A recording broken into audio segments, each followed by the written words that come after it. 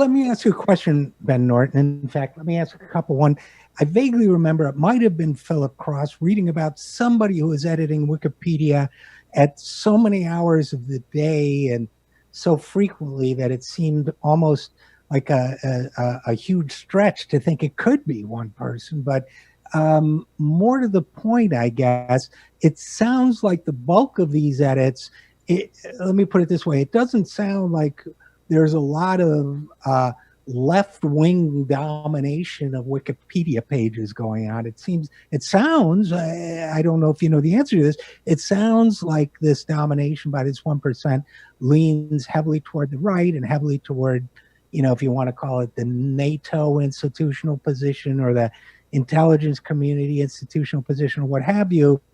But if that's in fact the case, is it possible, B, that this is even institutionally intended on Wikipedia's part, given Yasha Levine's been on the show and the insular relationship between the military and Silicon Valley. So does that make sense to you, that AB question? Well, it's a great question. I'll provide an answer in two parts here. The first part is that it depends how you define right wing. To be fair, I wouldn't say that the majority of the editors are right wing, although there certainly is a subgroup that is firmly right wing, especially related to Latin American issues and related to Israel-Palestine related issues. Topics related to Venezuela, Israel-Palestine, Iran are extremely biased and representing the kind of neoconservative right-wing position. But like you said, I think actually a more accurate description would be the kind of neoliberal centrist view that is considered bipartisan dogma. So the main sources that are considered impeachable sources would be the New York Times, Reuters, the Associated Press, the Washington Post, and also what's considered tantamount in credibility is Bellingcat. Bellingcat is a pro-NATO blog that's funded by the U.S. government's National Endowment for Democracy. It is essentially a propaganda arm of NATO, and it represents that kind of liberal, pro-war, pro-regime change position. They're definitely not Republicans, but they would represent the kind of centrist, even right wing of the Democratic Party or the Labour Party in Britain. And if you look at the deprecated sources, to be fair, yes, there are several leftist anti-imperialist websites like the Gray Zone, Telesur, also Mint Press News, which is a great independent site. But to be fair, there are some right-wing websites that aren't crazy like the Epoch Times. For instance, the Daily Caller. I'm not a big fan of the Daily Caller, of course. I have a lot of problems with their editorial line. I disagree a lot with it. But I would not say that they publish regular fake news on purpose. It's not the same thing as Epoch Times, but right. The Daily Caller is also considered deprecated. So, by the way, I should mention Wikileaks is blacklisted. It's not deprecated; it's a level slightly above. And the rationale that this cabal of editors, these neoliberal pro-NATO consensus editors, they say that Wikipedia, that it's not known if the documents are true, and that there is evidence to suggest that some of the documents may be false, even though Wikipedia has a 100. Let me stress, WikiLeaks. Even though WikiLeaks, which has nothing to do with Wikipedia, they have a similar name but nothing to do with each other. WikiLeaks has a 100% track record for accuracy for all of its publications, but WikiLeaks cannot be cited on Wikipedia. Because, again, the consensus, the editorial ideological worldview of this small group of editors just so happens to represent the kind of pro-NATO New York Times enlightened neoliberal consensus.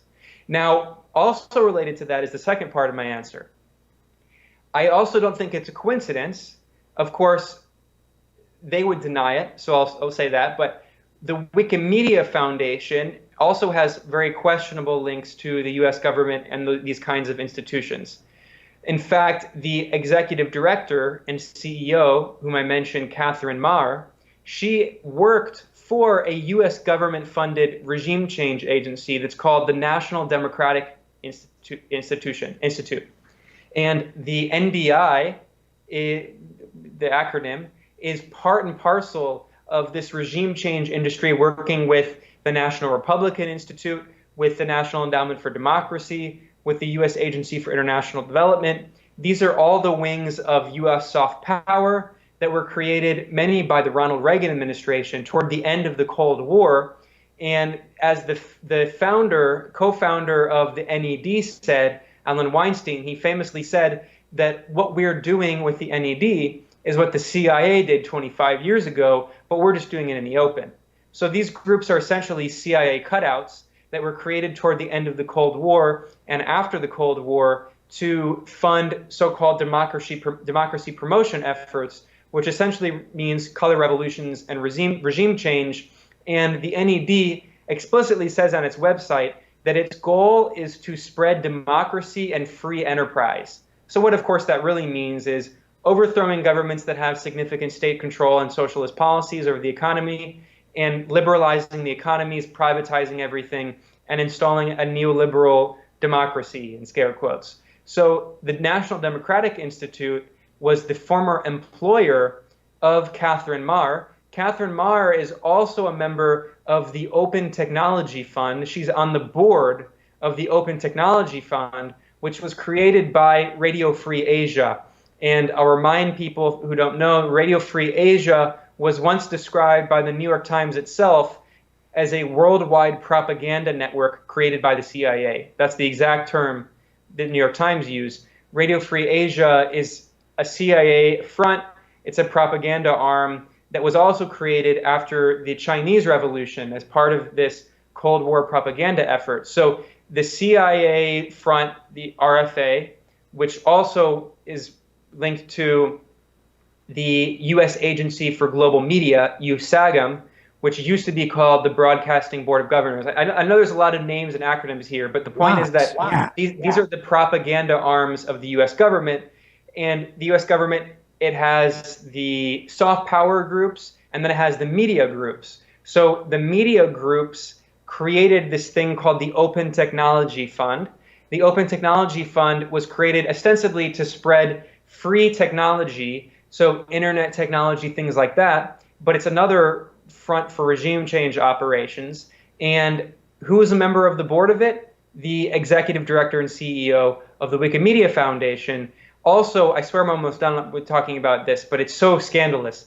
Catherine Maher, the head of Wikimedia, also interned at the Eurasia group, which is a very obviously linked to U.S. intelligence agencies, where she did work on Syria and Lebanon, and she interned at the Council on Foreign Relations, one of the most notorious vehicles for U.S. imperial power. And after that, she worked at the World Bank, and at the World Bank, that brought her many times to North Africa during the Arab Spring protests. I even forgot to mention, I mean, her resume is just so mind-blowing. Her resume is like, it's like the golden Cold Warrior resume. It can't be full of more accomplishments for Cold Warriors. She also happened to study Arabic in Syria before the war began in Syria. And even in Tunisia, actually, a former member of the Tunisian government, a minister, accused her publicly of being a CIA agent, which she denied. But he said he found her work in Tunisia very, very strange. And I didn't even mention that she also happened to go to Libya in 2012 after NATO destroyed the Libyan government. So this is the person who is the head, who oversees Wikipedia, who is the CEO and the executive director of the Wikimedia Foundation. So we don't know exactly what she does. We don't really know if she has any deeper links, but I can say that she is extremely suspicious. Well, yeah, it sounds like it. And I think there's also, besides, and I encourage people to read your writing about this at thegrayzone.com, Ben Norton, but I also think there's so many things we could talk about. One is this, so many people I think who would describe themselves as liberal Democrats have embraced Hamilton 68 and other projects to deliberately designed to limit the discourse. And one of the implications of this for me is that this is, to me, seems like another front in that war on freedom of speech. And as much as I object to a lot of what's written in the Daily Caller, for example, I don't really like the idea of any private corporation, much less one run by people like this. But just as a matter of principle, these platforms have so much power over the discourse and over what we think of as public knowledge and what is public knowledge or belief. I don't really like the idea of any private body having the ability to officially, in a sense, rewrite truth or render one outlet, blacklisted, or there's something very totalitarian about it to me. There's something very inimical to democracy and freedom of speech. It bothers the hell out of me. I don't know what else to tell you, but I sounds like you feel the same way.